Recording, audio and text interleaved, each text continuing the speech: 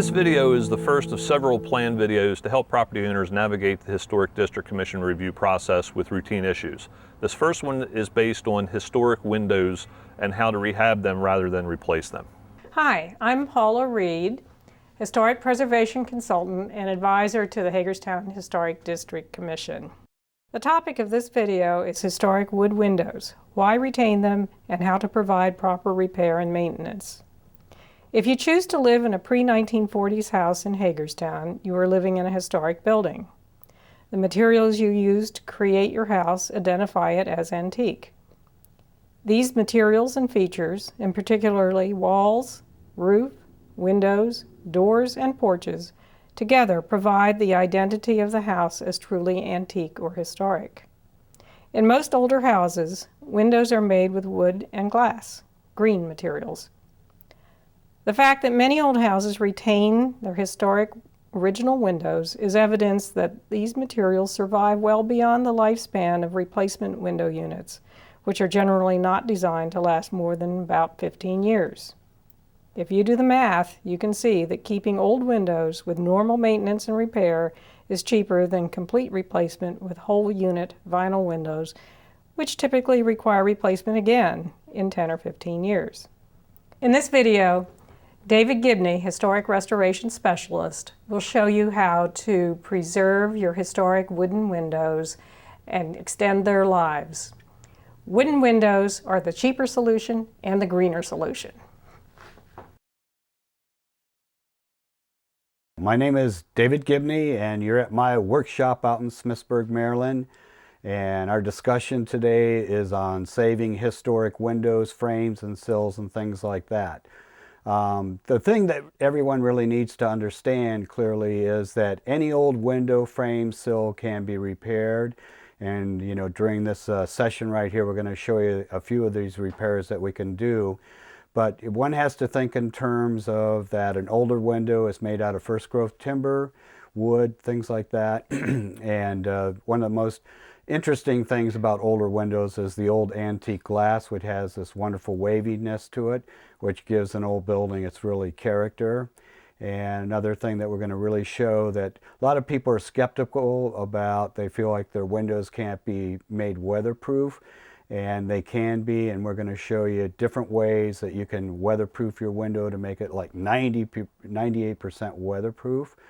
So we're going to go through everything, but the real key here is that you don't want to do replacement windows. Replacement windows are disposable. They'll probably last you about 5 to 10 years, and then you're going to have to do it again. And the real key thing with older historic windows is they can always be repaired. There are systems that you can use with epoxies, consolidation, Dutchman work.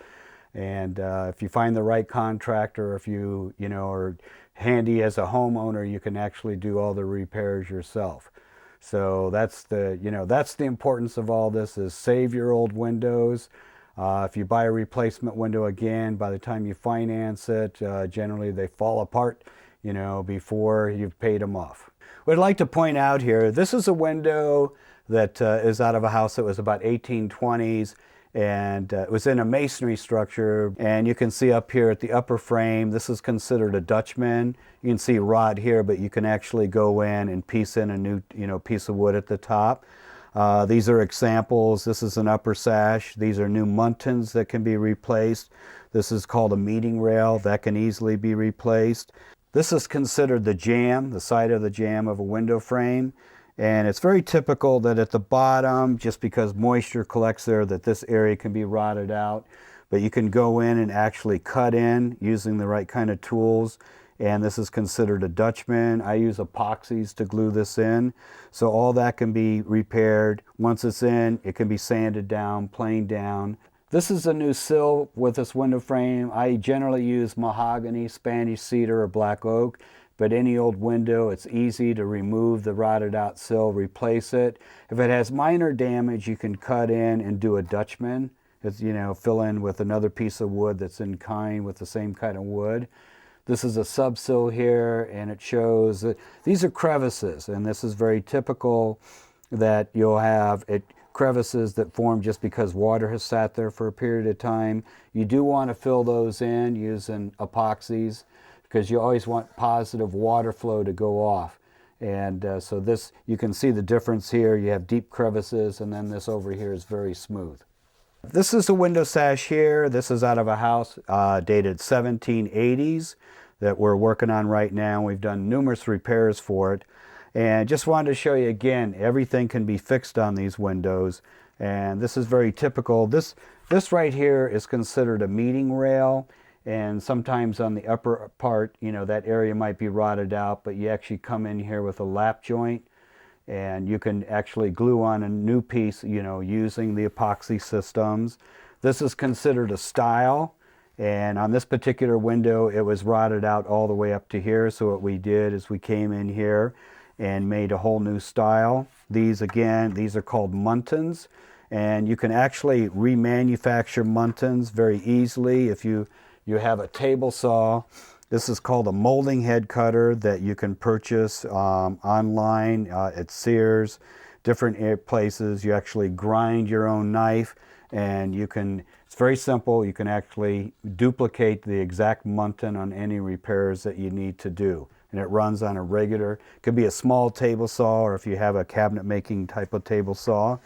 Something else that's very typical with an older window is this is considered a mortise and tenon joint that you can actually go in and glue in a new tenon and make a new mortise, you know, right here, and then glue everything back together. So again, you have a window, this thing is 1790s, that 90% of it was in good shape. So it does, and here's another Dutchman right here, this area was rotted out.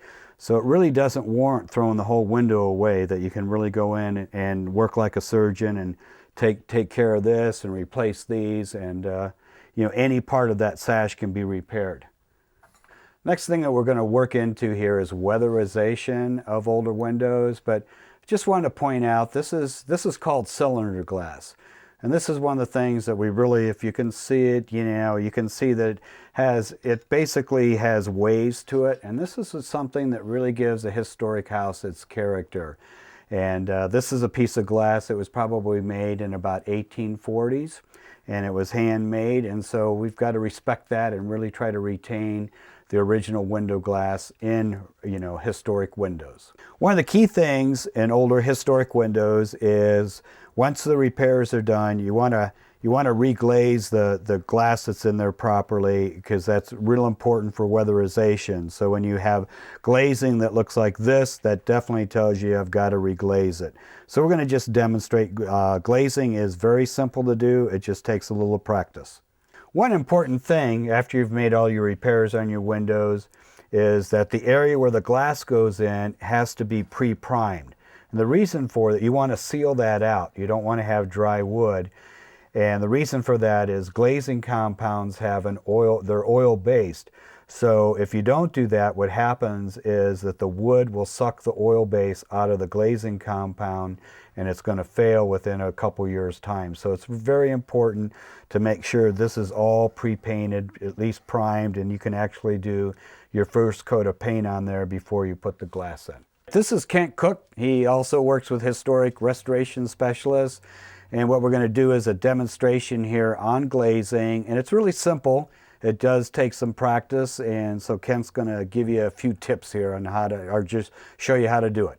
So what Kent's doing here is generally you want to take your glazing compound, and we always saying, you know, roll it up so it looks like a snake or a worm, and you firmly press it in, and then you come back with a glazing putty knife and you pack it in.